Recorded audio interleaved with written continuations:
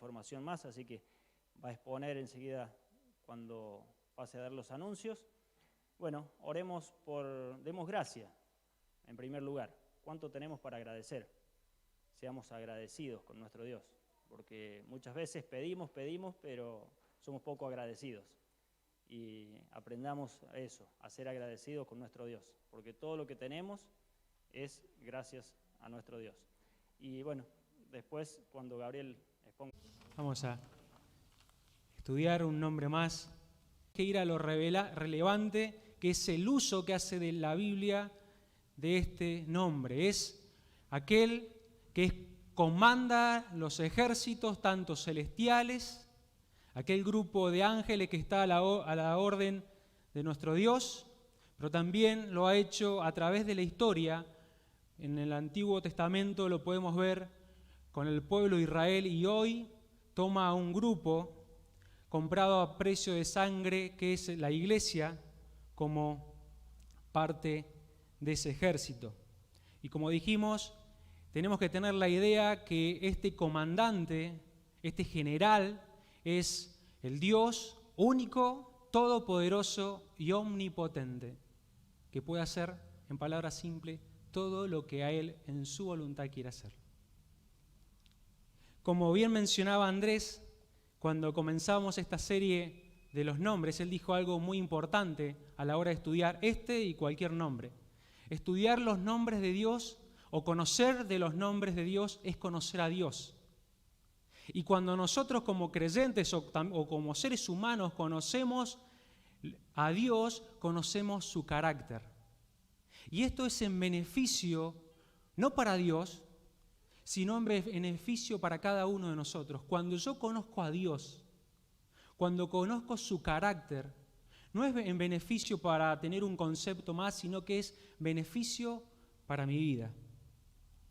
Dice un autor, hablando de esto, que para mí es lo más relevante, que son el uso que hace la Biblia de este nombre. Él dice: generalmente hablando, cada nombre de Dios es revelado para suplir alguna necesidad de la criatura. Es decir, que Dios se revela con un nombre para suplir una necesidad. Y en esta hora y en esta noche vamos a estudiar Jehová de los ejércitos. Es importante, vamos a ir dando algunos detalles solamente, no vamos a... Ustedes después lo pueden estudiar al nombre, profundizar en todos los pasajes, pero es importante ver que en los primeros libros de la Biblia no se menciona Jehová de los ejércitos hasta el primer libro, explícitamente, ¿no? Hasta el primer libro de Samuel, y sí se menciona muchas veces en los profetas.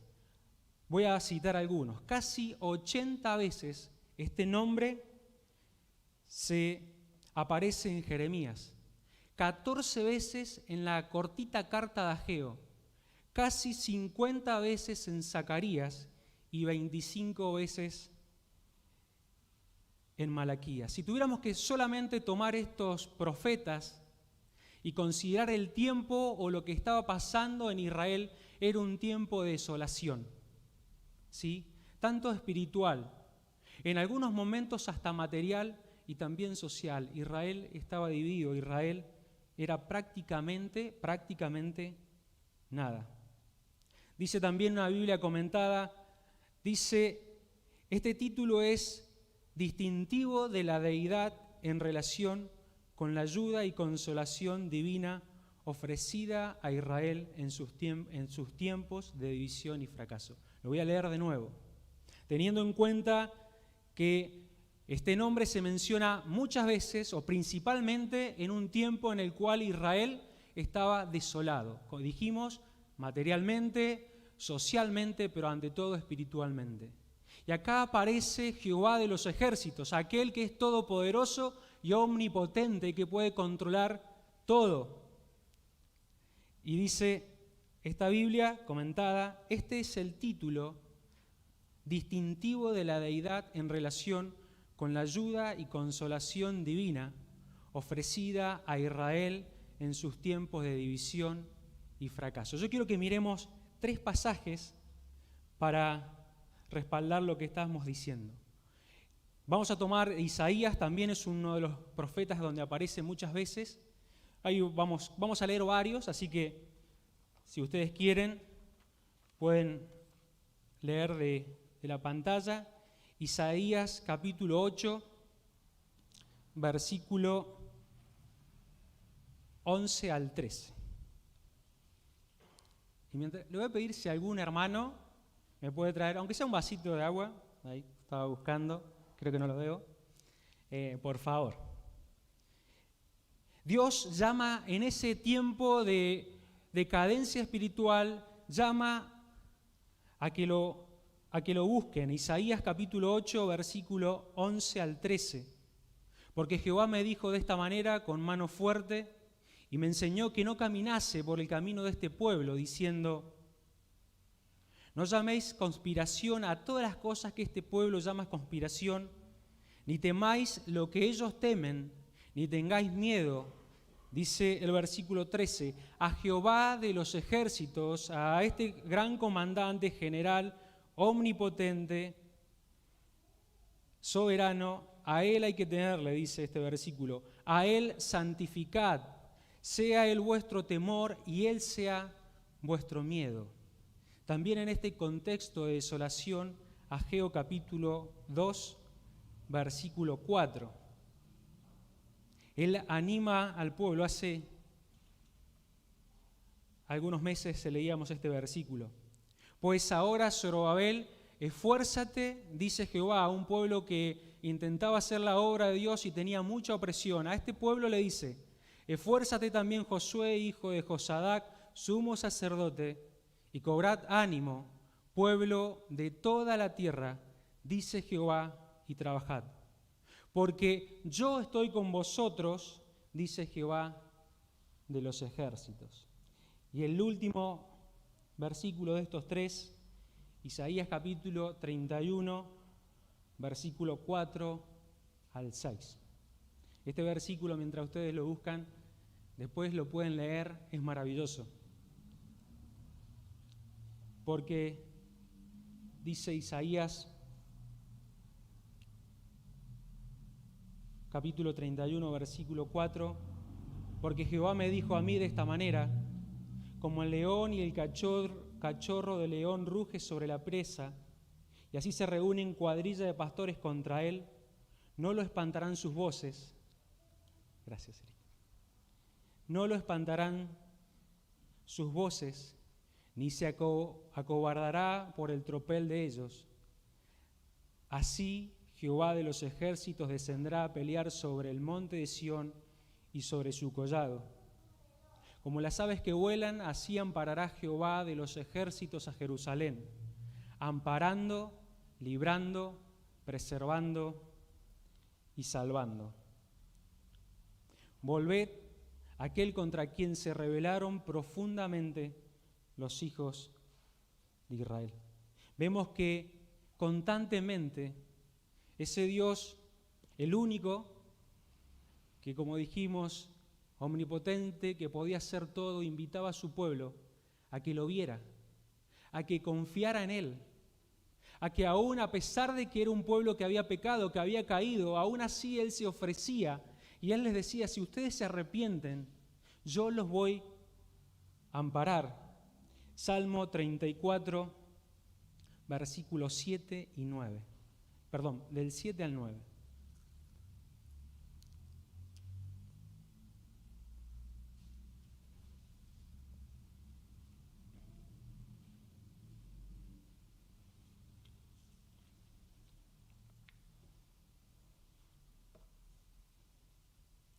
También es un conocido pasaje. El ángel de Jehová acampa alrededor de los que le temen y los defiende y invita: gustad y ved que es bueno Jehová, dichoso el hombre que confía en él. Temed a Jehová vosotros sus santos, pues nada falta a los que le temen. Dios, de alguna manera, podríamos decir, se ofrecía para que su pueblo confiara en él, para que su pueblo se resguardara en él. Y como hemos leído en Deuteronomio, como aquella gallina que cubre con sus alas a los pollitos, y los defiende de cualquier cosa, así Dios quería defender a su pueblo. Pero también podríamos resumirlo leyendo Isaías capítulo 9, versículo 13.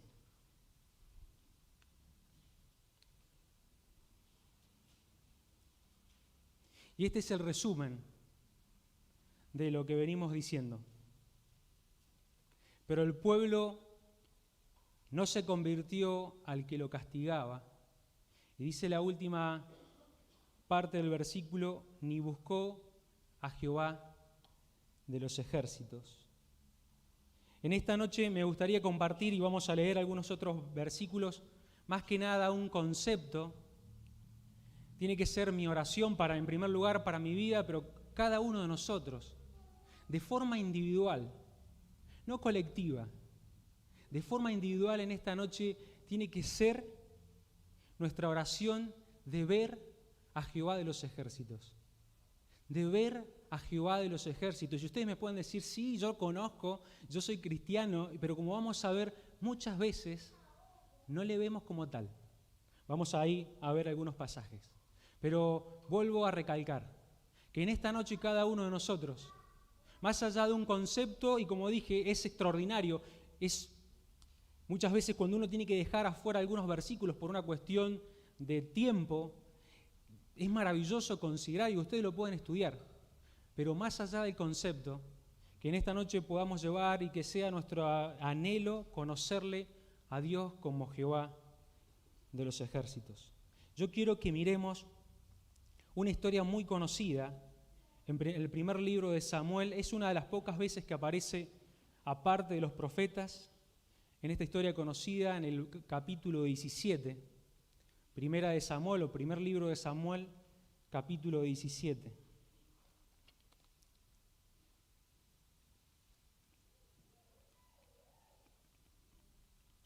No podemos leer por una cuestión de tiempo, obviamente, pero ustedes, la mayoría, creo que ya la conoce, y si por ahí no lo han leído nunca, pueden leer todo el capítulo 17, en el cual nosotros vamos a tomar algunos versículos nada más. Dice versículo 1 al 4. Los filisteos juntaron sus ejércitos para la guerra y se congregaron en Soco, que es de Judá, y acamparon entre Soco y Aseca en Efes Damín. También Saúl y los hombres de Israel se juntaron y acamparon en el valle de Ela, y se pusieron en orden de batalla contra los filisteos. Y los filisteos estaban sobre un monte a un lado, e Israel estaba sobre otro monte al otro lado, y el valle entre ellos. Versículo 4. Salió entonces del campamento de los filisteos un paladín, el cual se llamaba Goliat, de Gat, y tenía la altura de 6 codos y un palmo. Versículo 8 al 11. En estos versículos que hemos salteado, muestra que no solamente era alto, casi 3 metros, sino que su armadura, para los tiempos en los cuales se está mencionando, era, podríamos decir, una armadura sostificada. Esto era particular de los filisteos. Y se paró, dice el versículo 8, Goliat, paladín, y dio voces a los escuadrones de Israel diciendo: ¿para qué os habéis puesto en orden de batalla? ¿No soy yo el filisteo y vosotros los siervos de Saúl? Escoged entre vosotros un hombre que venga contra mí. Si él pudiere pelear conmigo y me venciere, nosotros seremos vuestros siervos. Y si yo pudiere más que él y lo venciere, vosotros seréis nuestros siervos y nos serviréis. Y añadió el filisteo: hoy yo he desafiado al campamento de Israel. Dadme un hombre que pelee conmigo. Oyendo Saúl y todo Israel estas palabras del filisteo, se turbaron y tuvieron miedo, tuvieron gran miedo. Versículo 16. Venía pues aquel filisteo por la mañana y por la tarde, y así lo hizo durante 40 días. 40 días diciendo esto. Versículo 20 al 26. Entonces habló, 20 al 26, nos hemos salteado. David, el padre de David, manda que David vaya a ver a sus hermanos, 3 de ellos estaban en la guerra, y que les lleve cosas y que vean cómo están. Y él escucha, y dice el versículo 20, se levantó pues David de mañana, y dejando las ovejas al cuidado de un guarda, se fue con su carga como Saí lo había mandado, y llegó al campamento cuando el ejército salía en orden de batalla, y daba el grito de combate, y se pusieron en orden de batalla Israel y los filisteos, ejército frente a ejército. Entonces David dejó su carga en mano del que guardaba el bagaje, y corrió al ejército, y cuando llegó preguntó por sus hermanos si estaban bien. Mientras él hablaba con ellos, he aquí que aquel paladín que se ponía en medio de los 2 campamentos, que se llamaba Goliat, el filisteo de Gat, salió de entre las filas de los filisteos y habló las mismas palabras, y las oyó David. Y todos los varones de Israel que veían a aquel hombre, huían de su presencia y tenían gran temor. Y cada uno de los de Israel decía: ¿no habéis visto a aquel hombre que ha salido? Él se adelanta para provocar a Israel. Al que le venciere, el rey le enriquecerá en grandes riquezas, y le dará su hija, y eximirá de tributos a la casa de su padre en Israel. Entonces habló David a los que estaban junto a él, diciendo: ¿qué harán al hombre que venciera a este filisteo y quitare el oprobio de Israel? Porque ¿quién es este filisteo incircunciso para que provoque a los escuadrones del Dios viviente? Versículo 31 al 37. Fueron oídas las palabras que David había dicho, y las refirieron delante de Saúl, y él lo hizo venir. Y dijo David a Saúl: no desmaye el corazón de ninguno a causa de él, del filisteo. Tu siervo irá y peleará contra este filisteo. Dijo Saúl a David: no podrás tú ir contra aquel filisteo para pelear con él, porque tú eres muchacho y él un hombre de guerra desde su juventud. David respondió a Saúl: tu siervo era pastor de las ovejas de su padre, y cuando venía un león o un oso y tomaba algún cordero de la manada, salía yo tras él y lo hería, y lo libraba de su boca, y si se levantaba contra mí, yo le echaba mano de la quijada, y lo hería y lo mataba. Fuese león, fuese oso, tu siervo lo mataba, y este filisteo incircunciso será como uno de ellos, porque ha provocado al ejército del Dios viviente. Añadió David: Jehová, que me ha librado de las garras del león y de las garras del oso, él también me librará de la mano de este filisteo. Y dijo Saúl a David: ve, y Jehová esté contigo. Y los últimos versículos 40 al 50. Y tomó su cayado en su mano, y escogió 5 piedras lisas del arroyo, y las puso en el saco pastoril, en el zurrón que traía, y tomó su honda en su mano, y se fue hacia aquel filisteo.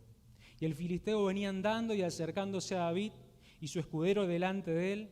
Y cuando el filisteo miró y vio a David, le tuvo en poco, porque era muchacho y rubio y de hermoso parecer. Y dijo el filisteo a David: ¿soy yo perro para que vengas a mí con palos? Y maldijo a David por sus dioses. Y dijo luego el filisteo a David: ven a mí, y daré tu carne a las aves del cielo y a las bestias del campo.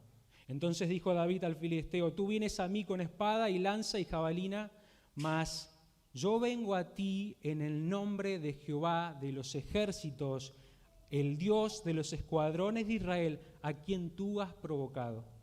Jehová te entregará hoy en mi mano, y yo te venceré y te cortaré la cabeza, y daré hoy los cuerpos de los filisteos a las aves del cielo, a las bestias de la tierra, y toda la tierra sabrá que hay Dios en Israel. Y sabrá toda esta congregación que Jehová nos habla con espada y con lanza, porque de Jehová es la batalla, y Él los entregará en nuestras manos. Y aconteció que cuando el filisteo se levantó y echó a andar para ir al encuentro de David, David se dio prisa y corrió a la línea de batalla contra el filisteo, y metiendo David su mano en la bolsa, tomó de allí una piedra y la tiró en la honda e hirió al filisteo en la frente. Y la piedra quedó clavada en la frente y se cayó sobre su rostro en tierra. Así venció David al filisteo con honda y piedra, e hirió al filisteo y lo mató sin tener David espada en su mano. Vemos en David un hombre que, como es el sentido en esta noche, veía todo el tiempo a Jehová de los ejércitos, aquel que es soberano, aquel, como hemos dicho y estamos haciendo referencia, es omnipotente.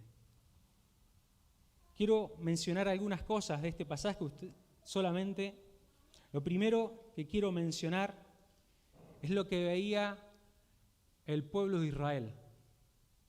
Y el pueblo de Israel veía lo que nosotros conocemos.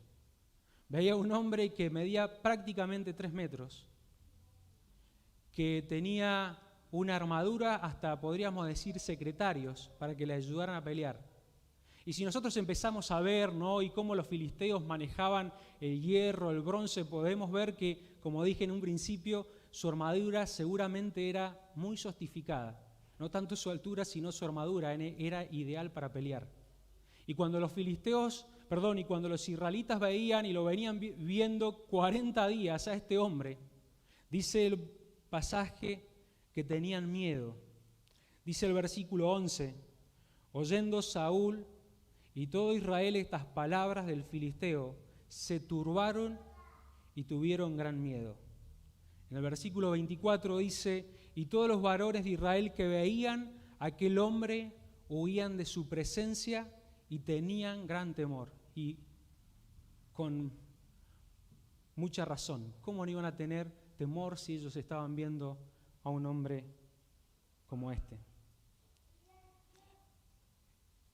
Pensaba, el pueblo de Israel y muchos de los que estaban aquí, de esos soldados, eran parte de ese ejército comandado por Dios, pero no veían a Dios. Y lo primero que quiero remarcar es que muchas veces, y siendo sincero, bastantes veces seguidas, nos pasa como al pueblo de Israel. Somos parte del ejército de Dios, pero lo que tenemos que ver muchas veces no lo vemos. No vemos quién es nuestro comandante, quién es nuestro general, quién es nuestro Dios. Al pueblo de Israel estaba pasando esto. No quiero extenderme mucho y quiero que vayamos a ver lo que veía David. Para esto el versículo 23 y el versículo 24 es clave. Y ustedes después lo pueden ver ahí en más detalle, pero es hermoso. Dice que mientras él hablaba con ellos, es aquí que el paladín se ponía en medio de los dos campamentos, ¿sí?, como lo venía haciendo, que se llamaba Goliat, el filisteo de Gat. Dice, salió de entre la fila de los filisteos y habló las mismas palabras. Y dice la última parte del versículo 23, y las oyó David. Dice el versículo 24, y todos los varones de Israel que veían a aquel hombre huían de su presencia y tenían gran temor. Lo que me llama la atención de David es que no los sorprendió. En primer lugar, David estaba viendo claramente al filisteo. Dice que cuando él llega hasta donde estaba el campamento, deja las cosas que su padre le había mandado y fue donde estaban los soldados, donde estaban sus hermanos. Y él en primer lugar, tenía que preguntar por ellos.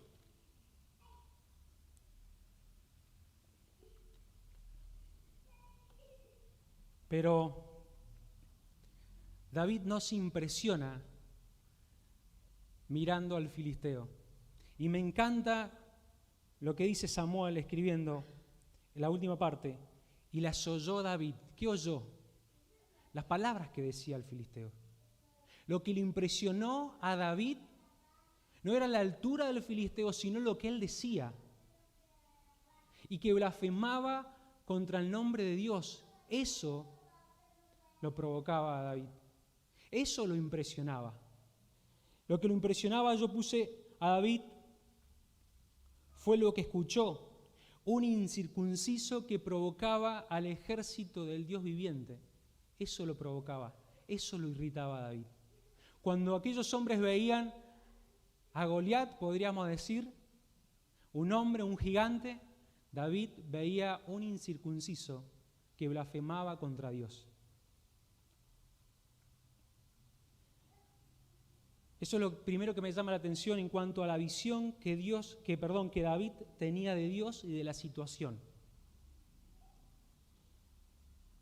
Pero cada una de las visiones que nosotros tenemos, como la de David, se convierte en acción. ¿Sí? La visión que nosotros podamos tener de Dios se convierte en acción. Lo podríamos decir de otra manera, lo que nosotros conocemos de Dios, lo que nosotros experimentamos a Dios, eso se convierte en acción. En los hombres, en aquellos soldados israelitas, la acción era retroceder.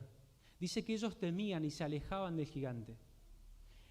En David se convirtió, yo noté, yo vengo a ti, dice David, en el nombre de Jehová de los ejércitos. Y dice el versículo 48, que David no retrocedió, sino todo lo contrario, que se dio prisa y corrió a la línea de batalla.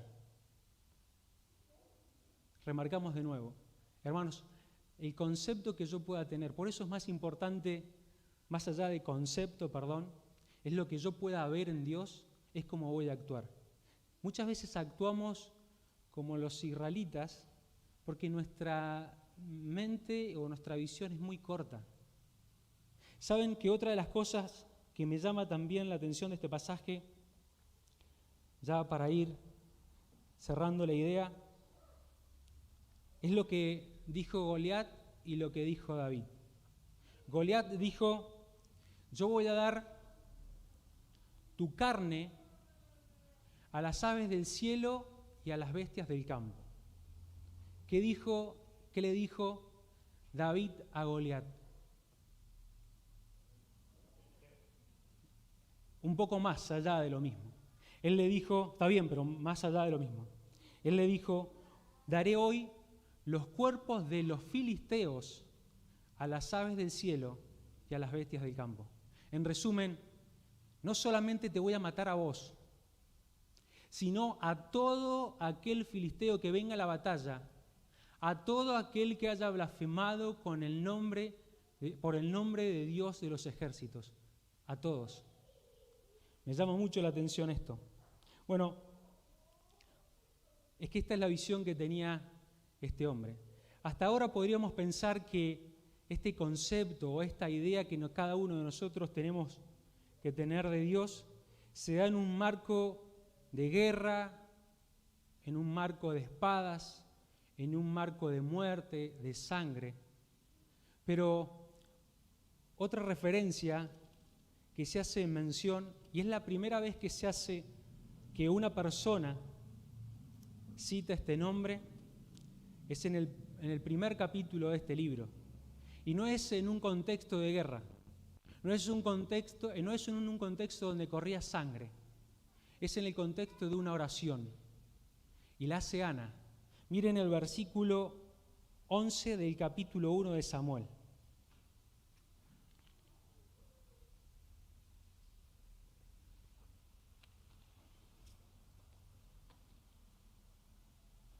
Es la primera vez que se menciona explícitamente, o mejor dicho, la primera vez que una persona hace referencia al nombre Jehová de los ejércitos.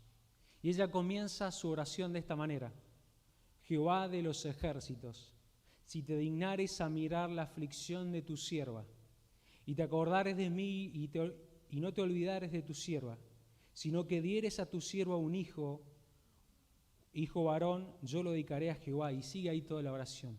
Y ustedes se acordarán que bien escribe Samuel, que solamente movía un poco sus labios, balbuceaba, porque dice que ella hablaba y proclamaba a Jehová de los ejércitos en su corazón. En su corazón. Dice el versículo 9, dando gracias, la última partecita. Una vez que este Jehová de los ejércitos le respondió con un hijo, ella da gracias. Y en el capítulo 2, versículo 9, dice la última parte. Primera de Samuel, capítulo 2, versículo 9. La última parte dice: porque nadie será fuerte por su propia fuerza. Por su propia fuerza.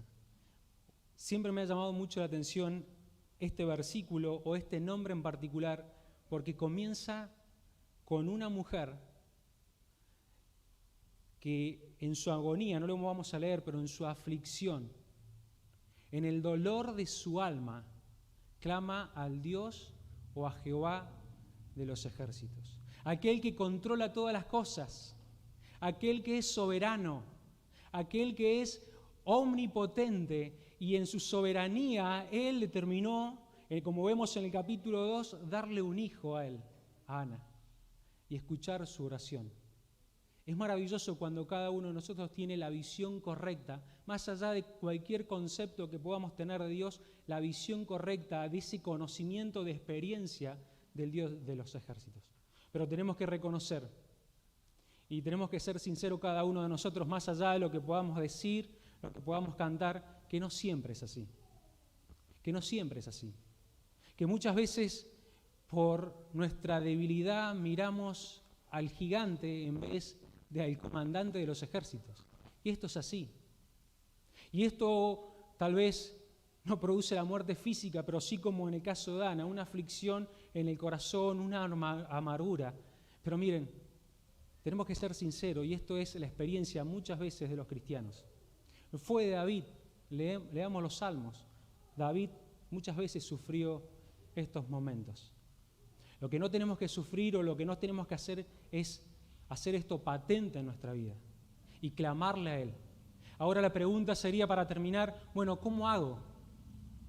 ¿Cómo hago para mirar cuando hay gigantes o hay un gigante delante de mí? ¿Cómo hago? Bueno, la Biblia nos da una maravillosa respuesta. Es apoderarnos de las palabras de Eliseo. Voy a mencionar 2 de Reyes capítulo 6, versículo 17. ¿Se acuerdan cuando su siervo no podía ver?